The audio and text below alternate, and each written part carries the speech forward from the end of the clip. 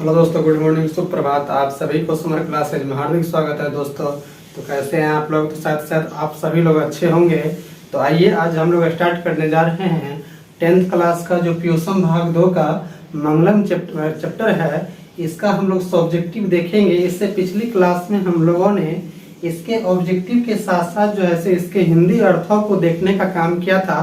लेकिन इस क्लास में जो है हम लोग क्या करेंगे, तो इससे जितने भी सब्जेक्टिव क्वेश्चन आते हैं उन सारी सब्जेक्टिव क्वेश्चन को देखने का जो है सो काम करेंगे।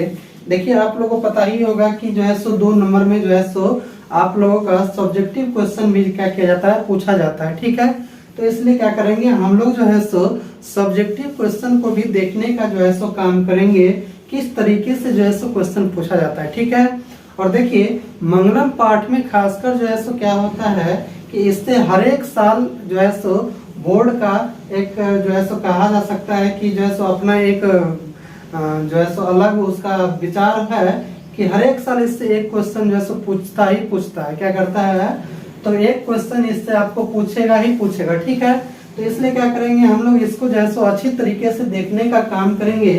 देखिए सबसे पहले हम लोग चलते हैं 1 नंबर क्वेश्चन से जो है सो क्या कहता है। ठीक है, देखिए इसका मान लीजिए किसी को अगर दिक्कत होता हो इस सब्जेक्टिव क्वेश्चन में, तो आप इससे पिछली क्लास को ऑब्जेक्टिव और उससे भी पिछली क्लास जो हम इसका पूरा का पूरा हिंदी करवाए हैं मंगलम पाठ का, ठीक है, उस हिंदी अर्थों को देख लीजिएगा आप। उससे क्या होगा कि आपको पूरा ये क्लियर हो जाएगा। ठीक है, तो आइए हम लोग चलते हैं 1 नंबर क्वेश्चन से। कहता है कि मंगलम पाठ किस ग्रंथ से संकलित है। क्या कहता है कि मंगलम पाठ किस ग्रंथ से संकलित है तथा इस पाठ में कितने मंत्र दिए गए हैं। ठीक है, देखिए ये आप लोगों के चैप्टर में नहीं रहता है, ऊपर वाला जो हेडिंग रहता है उससे जो है सो उसको लिया गया है। ठीक है, तो इसलिए आप लोग ये नहीं कहिएगा, घबराइएगा देख करके कि ये नया क्वेश्चन कहाँ से आ गया, उसमें तो जो दिया गया है टॉपिक में है नहीं। तो ऊपर में आप लोग देखिएगा जो हेडिंग रहता है उससे ये क्वेश्चन जो है सो बना है। ठीक है, तो देखिए ये शायद उसमें हम नहीं बताए थे क्योंकि समय का थोड़ा इस पे पढ़ाने क्रम में थोड़ा दिक्कत होता है, इसलिए जो है सो बहुत सारी चीज़ों को जैसे क्या किया जाता है तो उसमें यानी कि छोड़ करके चला जाता है। जो मेन पॉइंट होता है एग्जाम के वजह से उसको लेकर के चला जाता है। तो इसलिए देखिए इसमें कहता है कि जो है सो मंगलम पाठ उपनिषद ग्रंथ से संकलित है। ठीक है, देखिए आपको एग्जाम में पूछ देगा ऑब्जेक्टिव में भी कि जैसे मंगलम पाठ किस ग्रंथ से संकलित है, तो मंगलम पाठ जो है सो उपनिषद ग्रंथ से संकलित है। किससे?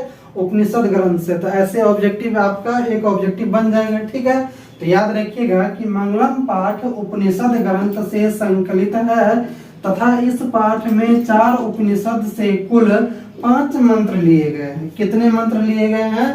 तो कुल जो है सो 5 मंत्र लिए गए हैं। कितने उपनिषदों से? तो 4 उपनिषदों से।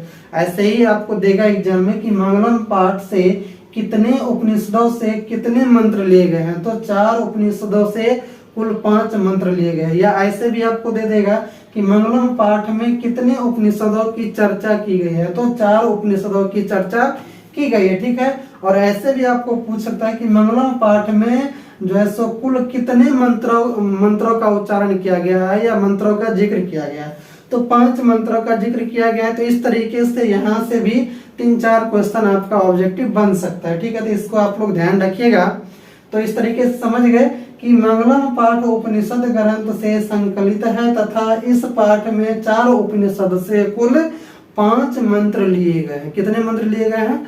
5 मंत्र लिए गए हैं। ठीक है, तो यहाँ तक शायद आप लोग समझ गए होंगे। देखिए इससे आगे कहता है कि मंगलम पाठ में किसकी वंदना की गई है तथा इस पाठ का उद्देश्य क्या है। क्या कहता है कि मंगलम पाठ में जो है सो किसकी वंदना की गई, ठीक है, तथा इस पाठ का उद्देश्य क्या है। ठीक है, तो देखिए कहता है कि मंगलम पाठ में सर्वशक्ति, सर्वव्यापी, सबका आधार और सत्य स्वरूप ईश्वर की वंदना की गई है। सही बात है कि जैसे इस चैप्टर में किसकी वंदना की गई है, तो ईश्वर की जो है सो वंदना प्रार्थना की गई है। ठीक है, कहता है तथा यह पाठ सत्य धर्म के विकास के दृष्टिकोण से मंगलाचरण के रूप में उपयुक्त है। किस चरण के? तो मंगलाचरण के रूप में उपयुक्त है। आपको ऐसे भी पूछ सकता है कि मंगलम पाठ में सर्व शक्तिमान और सर्वव्यापी किसे कहा गया है या किसको आधार माना गया है। तो सत्य को या सत्य स्वरूप ईश्वर को माना गया है। किसको माना गया है? सत्य स्वरूप ईश्वर को माना गया है। ठीक है। या ऐसे भी पूछ सकता है कि जो है सो मंगलम पाठ में किसकी वंदना की गई है। तो मंगलम पाठ में जो है सो आपको किसकी वंदना की गई है? तो ईश्वर की वंदना की गई है। ठीक है। तथा ये भी पूछ सकता है कि जो है सो सत्य धर्म के विकास के दृष्टिकोण से मंगलम पाठ का जो सो स्थान यानी क्या रखता है? तो महत्वपूर्ण स्थान अपने आप को रखता है। ठीक है। यानी अनेक तरीकों से आपको घुमा फिरा करके ऑब्जेक्टिव क्वेश्चन बना सकता है। तो यहाँ से सब्जेक्टिव से भी ऑब्जेक्टिव हम लोग देख लेंगे।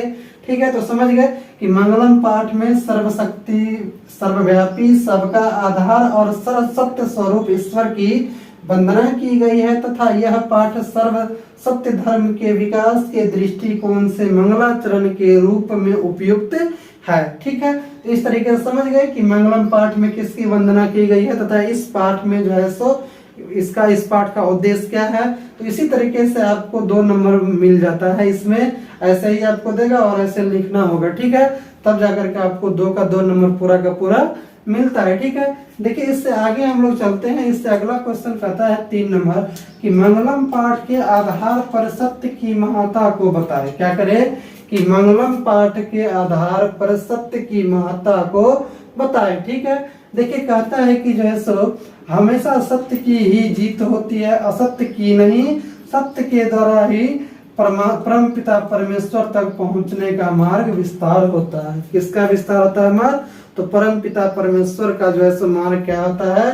तो विस्तार होता है। ये कितना अच्छा बात कहता है। एग्जाम में आपको ऐसे ही पूछेगा कि किसकी जीत होती है? तो हमेशा किसकी जीत होती है? तो सत्य की जीत होती है। ठीक है। और ऐसे भी दे सकता है कि किसकी जीत नहीं होती है? तो असत्य की जीत नहीं होती है। ठीक है। कहता है कि सत्य के द्वारा ही परम पिता परमेश्वर तक पहुंचने का मार्ग विस्तार होता है। ऐसे ही ऑब्जेक्टिव इससे आपको बना देगा कि जैसे सत्य के द्वारा परम पिता, सत्य किसके द्वारा, ये ऐसे दे देगा कि किसके द्वारा परम पिता परमेश्वर तक पहुंचने का मार्ग विस्तार होता है। तो सत्य के द्वारा जो है सो परम पिता परमेश्वर तक जो है सो पहुंचने का मार्ग क्या होता है? विस्तार होता है। किसके द्वारा? तो सत्य के द्वारा परम पिता परमेश्वर तक पहुंचने का मार्ग क्या होता है? तो विस्तार होता है। इस तरीके से आप लोग जो है सो समझ गए क्या कहता है कि जो है सो हमेशा किसकी जीत होती है? तो सत्य की जीत होती है, असत्य की नहीं। सत्य के द्वारा ही परम पिता परमेश्वर तक पहुंचने का मार्ग विस्तार होता है। ठीक है। इस तरीके से यानी कि देखिए आप लोग समझ गए होंगे। इससे आगे अब हम लोग देखते हैं 4 नंबर क्वेश्चन कहता है कि पठित पाठ के आधार पर आत्मा की स्वरूप को बताए। किसकी आत्मा की, किसकी स्वरूप को बताए? तो आत्मा की स्वरूप को बताए। किसके आधार पे? तो पाठ के आधार पे। ठीक है। तो देखिए कहता है कि हे प्रभु, जीव के हृदय रूपी गुफा में अणु से भी अणु तथा महान से भी महान यह आत्मा विद्यमान रहती है। कहता है कि उस परम सत्य के दर्शन मात्र से जीव शोक रहित होकर परम पिता में विलीन हो जाता है। सही बात है। देखिए क्या कितना अच्छा बात कहता है। यहाँ कहता है कि हे प्रभु, जीव के हृदय रूपी गुफा में जो है सो अणु से भी अणु तथा महान से भी महान जो है सो यह आत्मा विद्यमान है। किसके? तो अणु से भी अणु और महान से भी महान जो है सो यानी कि किस में? तो जो है सो पुरुष में या आत्मा में क्या है? तो ईश्वर का जो है सो ईश्वर विद्यमान रहते हैं। क्या रहते हैं? ईश्वर या क्या रहते हैं?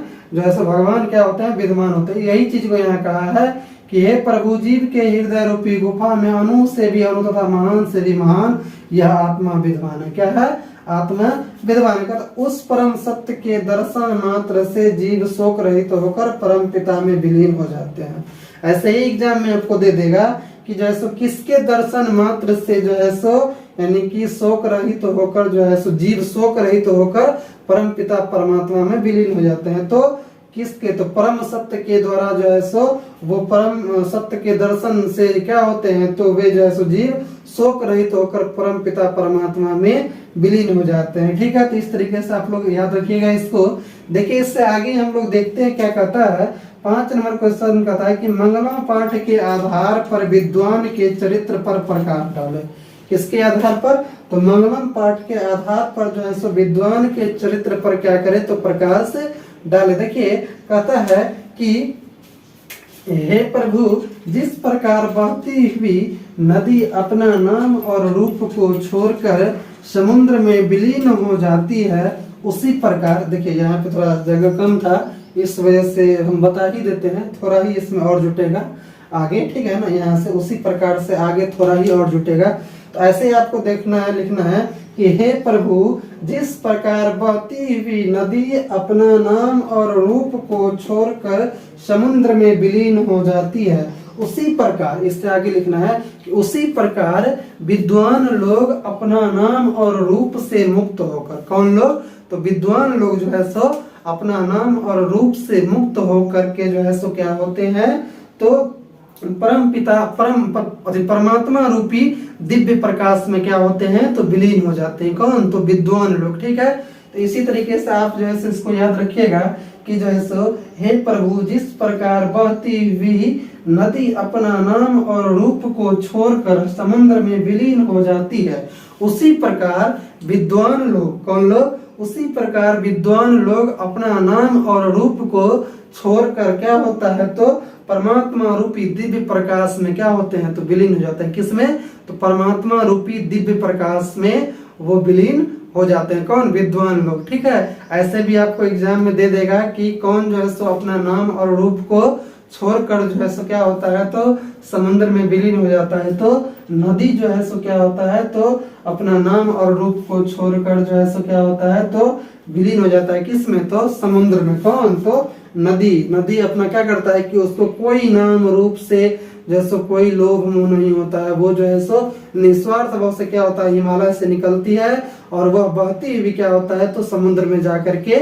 मिल जाती है, ठीक है। इसी तरीके से कहता है कि हे प्रभु, जिस प्रकार बहती हुई नदी अपना नाम और रूप को छोड़कर क्या होता है? समुद्र में विलीन हो जाता है, उसी प्रकार जो है सो विद्वान लोग भी क्या होते हैं? अपना नाम और रूप से मुक्त होकर के जो है सो परम पिता परमात्मा या परमात्मा रूपी दिव्य प्रकाश में क्या होते हैं? तो विलीन हो जाते हैं। किसमें? परमात्मा रूपी दिव्य प्रकाश में जो है सो वो विलीन हो जाते हैं। तो इस तरीके से आप लोग जो है सो इसको कर सकते हैं, ठीक है। तो शायद इसमें आप लोगों को पूरा समझ में शायद आ गया होगा, ठीक है। देखिए ये कोई हार्ड नहीं होता है, बहुत इजी होता है। इसमें 4 5 यानी 6 जो है सो हर एक चैप्टर से हम जो है सो आप लोगों को सब्जेक्टिव बताने का काम करेंगे। उसी सब्जेक्टिव से आपका पूरा कवर हो जाएगा और उससे बाहर एक भी क्वेश्चन नहीं जाएगा। इसके लिए आप लोग निश्चिंत रहिएगा। तो शायद आप लोगों को यह पूरा समझ में आ गया होगा दोस्तों। तो हम लोग जो है सो अब मिलते हैं इससे अगली क्लास में। तब तक के लिए दोस्तों, अगर यह क्लास आप लोगों को अच्छी लगी हो तो क्लास को लाइक कर दीजिएगा, सब्सक्राइब कर दीजिएगा, शेयर कर दीजिएगा और कमेंट करना नहीं भूलिएगा। तो मिलते हैं हम लोग इससे अगली क्लास में। तब तक के लिए जय हिंद, जय भारत।